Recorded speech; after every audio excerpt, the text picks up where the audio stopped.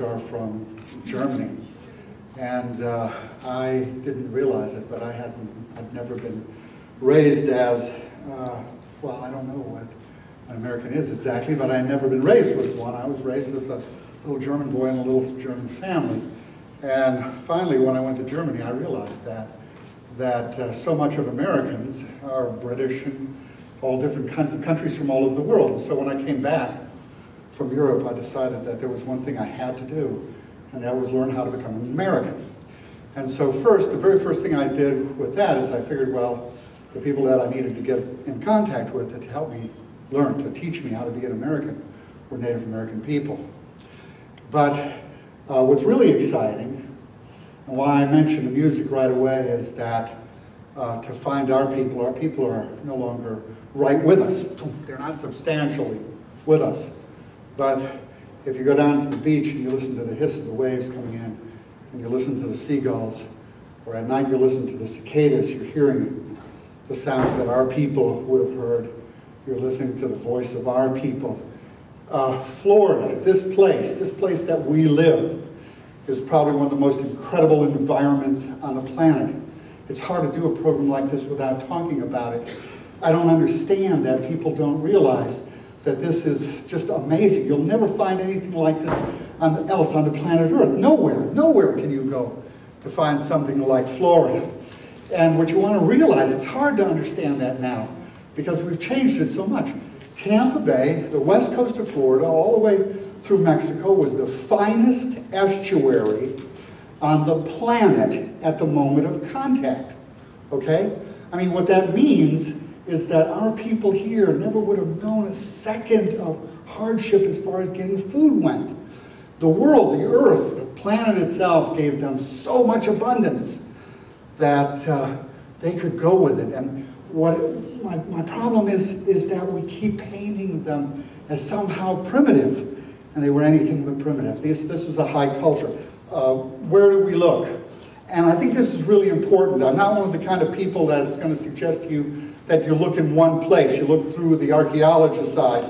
What you do is you look everywhere. You look through the environment. You look through the archaeological record. You go through anthropological studies. The other thing I think is so important is talking to Native Americans. So many times I listen to what archaeologists say, and I talk to Native American friends, and they look very puzzled. And I think there's a good reason they're puzzled. But you gotta ask the people that actually lived in this world, this America. I interview longtime residents. You check human behavior, Maslow's hierarchy of needs, things like that. You study all of that. Psychology, economic models. One of the things I have to tell you is economy is everywhere. If you look at the sun, it's burning fuel. It's an economy. And then experimental models. I've got a whole bunch of stuff up here. They're not for sale. What I do is I build the stuff that archaeologists tell me are used by these native people, and if they don't work, I don't use them the way they suggest. I want to know for sure, how did it happen? A lot of times we have such a very, very different view of Native American cultures. It doesn't work. So you look everywhere. That's the key. The key is to look everywhere. Now, where we live was impacted early, okay? A guy named Murillo comes here somewhere between 1500 and 1510. We know that Florida was discovered in 1513 by who? Ponce de Leon, right? No, Murillo was here in Tampa Bay slaving already. They'd run out in the Caribbean. They were running out of slaves.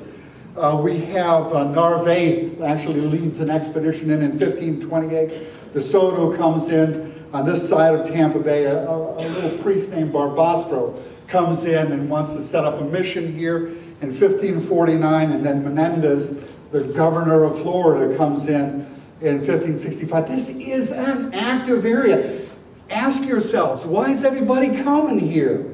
Because these people were what? Backwards and primitive and didn't have anything to offer? No. It's just the opposite. This was a high culture. This is a kind of a generalized map. I've got attitudes. You might already notice that. This was a high culture, and these people would have struggled for political ascendancy. There's not a doubt in my mind. The Timucuans in the northeastern part of the state, the Appalachia, all along the Panhandle, these are powerful nations. And I want you to recognize those terms. Not tribes, nations. These are powerful nations. Our people here, we will never know what they really called themselves, but the Spanish, the English, the French called them the Tocobaga. We're going to go along with that word. And then to the south of us, a magnificent culture, one of the most incredible cultures, I believe, on the face of the planet Earth, and that's the Calusa. The French artist Lemoyne, we really turned to this guy, don't. He basically was going to make money off of this stuff. He was a pornographer. Okay, that should take care of that one. And okay, so the thing is when we're looking at what Europeans described about America, where do we look? I mean, if we know that Lemoyne is making stuff up, where do we look? And the truth of it is people like the first expeditions in, they did some descriptions. So one of the descriptions I think that we need to put paramount is this description that I'm just got in front of you. It's on a sailing canoe. A Spanish chronicler actually says, he says, we looked over and we saw a sailing canoe. He said, we've seen them a lot. So we need to get the picture. These are not people that aren't familiar with all kinds of wonderful things about their planet. Let's see if I can get this to not small. These are huge affairs. And this is a sailing canoe. This is from the Kuna people. One of the things that Elizabeth and I like to do is visit Native Americans who are living in a similar life. This is an old map. It's called the Ogden. I call it the Ogden map of Tampa Bay.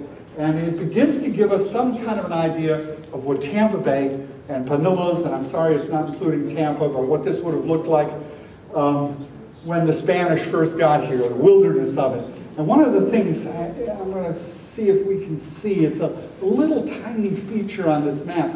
Right there, that's the Citadel. That's a major city. And actually the whole thing was just covered with people. There's just not a doubt in my mind. I'm not one of those people that gives us a minimalist view. This is a blow-up of it. You can see it again on the map here, and then when you come down to the blow-up, you see it. These were such strong features that you could see them from the waterfront. This is a marine map, okay? People that wanted to come into Tampa Bay and figure out where they were in Tampa Bay needed features on the horizon to be able to pick up, to know where things were. This was such a powerful feature that they actually included it in a maritime map. That's important. It gives us an idea that what we're looking at is something that's really powerful. This is where Bayfront Medical Center is now. Are we going to excavate it? There's nothing left, hardly. There's just a couple little scraps. And so we'll really never know. But from the Ogden map and from the actual topography of the area, that's what I think that we're looking at, is something that's very, very complicated, very Mayan-like. Again, you can see it now. What I want you to notice on this map is the red dots down along the waterfront. For me, what those are is those are sighting mounds. In other words, from the temple mounds in the area, a little bit to the west of them, they could sight from those temple mounds and do astronomical kind of studies.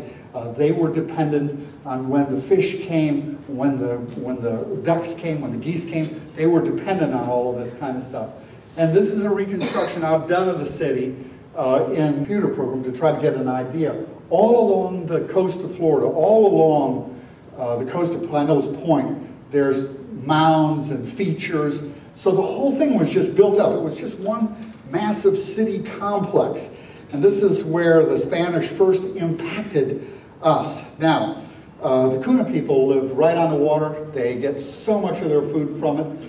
They live, some of them live in stilt buildings, and it was an absolute pleasure to go down and meet those people and talk with those people and look at how they lived, so similar to the way our people would have lived. And by the way, they do very, very nicely. Actually, the painting that you just saw is this one of downtown St. Petersburg. Stop by and take a look at it. I think it's much more primitive than it actually would have been, and yet there's a lot of trading going on. It's a beautiful city, a well-built city. And why should we know this stuff?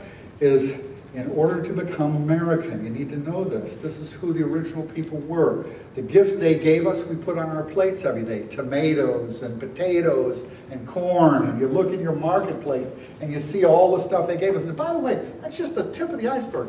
You want to think cassava and all kinds of wonderful food stuff. And we have a tendency in our culture to think of these people as not being agriculturalists. What? Of course they were agriculturalists. They were fabulous agriculturalists. Yeah, now this is a painting I did of what I believe Tocobaga may have looked like. Tocobaga was a man as well as he was a culture. I'm guessing that Tocobaga probably means something like honored, or the honored person, or the honored city, or whatever. And so with the Spanish, when the Spanish came, they picked up these kind of terms, Tocobaga. And that's what we've got. We don't know who these people would have called themselves. They probably would have called themselves something different, but for all intents and purposes, it's what we're kind of stuck with. When the Spanish came, when Menendez came, this man, this incredible man, emptied his village, made sure that everybody was safe, and then he went up into the temple to be killed. He thought the Spanish had come there to get rid of him. And so he climbed up into the temple, and when Menendez got there, Menendez says, hey, I'm not here to hurt you. I'm looking for my son, and he had a whole laundry list of things he needed to do. But he said, I'm not here to hurt you. But the gentleman, Tocobaga, what he said is, he said, all my years I've spent praying to my beliefs, living in my beliefs, practicing my beliefs. I'm not changing now. So if you need to change that, you'll have to kill me to do that. And it didn't happen. They let him go.